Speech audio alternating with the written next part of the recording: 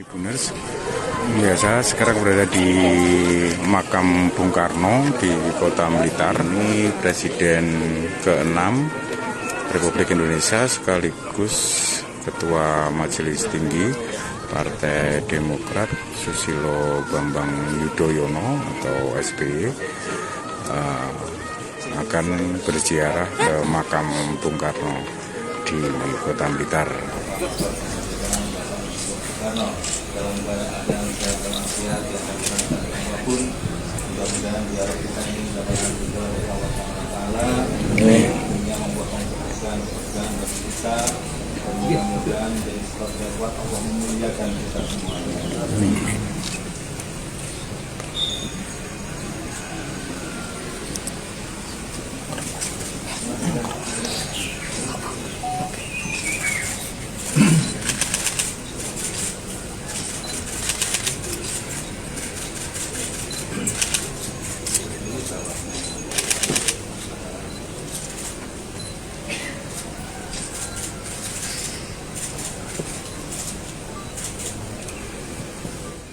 Rapor yang saya dirikan sekaligus menyambangi beberapa kabupaten kota di Jawa Timur ini karena saya berpikir dan jadi tujuan saya juga ziarah ke makam Bung Karno sampai sholat Jumat bersama masyarakat. Jadi sebetulnya meskipun ini musim kampanye ya pemilu, tapi kalau ziarah saya ini ziarah betul tidak ada kaitannya dengan politik apapun. Dan tadi saya ceritakan kepada yang hadir di sana bahwa kalau kita ingin mengenal sosok Bung Karno, jangan hanya dilihat sebagai proklamator, jangan hanya dilihat sebagai presiden pertama. Banyak sekali yang beliau lakukan ketika masih muda dengan segala risiko keluar masuk penjara untuk kita semua, untuk Indonesia. Inilah yang saya sungguh-sungguh menghormati beliau lahir batin, ya, dan tentunya di dunianya Bung Karno tersenyum karena Indonesianya makin maju yang dicita-citakan waktu belum menjadi presiden bahkan beliau. Itulah konteksnya dan menurut saya ini menjadi sah dan tidak selalu yang kita lakukan itu dikaitkan dengan politik. Politik pemilu pasti ada, tetapi bukan dalam rangka ziarah. Atau ziarah itu bukan dalam rangka itu. Ada Pak, lagi?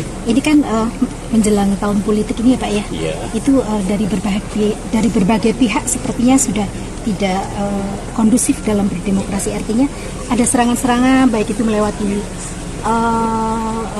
isu-isu tertentu yang dulu diungkap pada saat sekarang ataupun juga masifnya penangkapan KPK dari kader-kader partai politik. Bapak selaku negarawan seperti apa?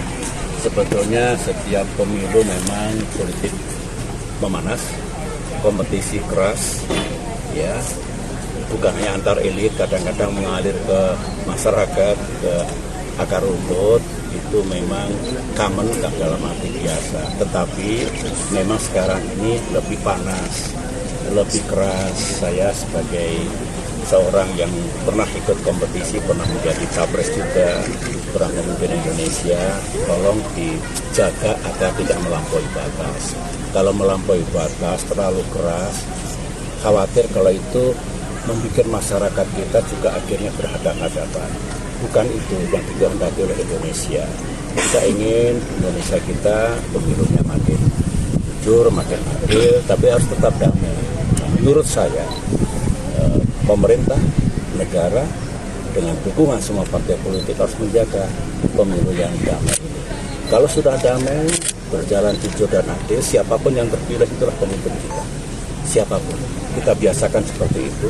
Nanti 5 tahun lagi ada pemilu lagi, siapa yang terpilih? Tentu harapan kita pemilihannya berjalan damai, jujur dan adil. Itulah juga pemimpin kita nanti.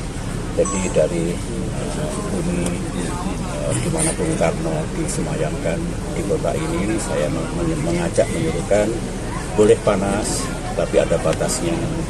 Dan pemilu yang mendidik itu juga ada, kampanye yang mendidik ada. Daripada saling menghujat, saling memfitnah barangkali, lebih bagus sampaikan kepada rakyat.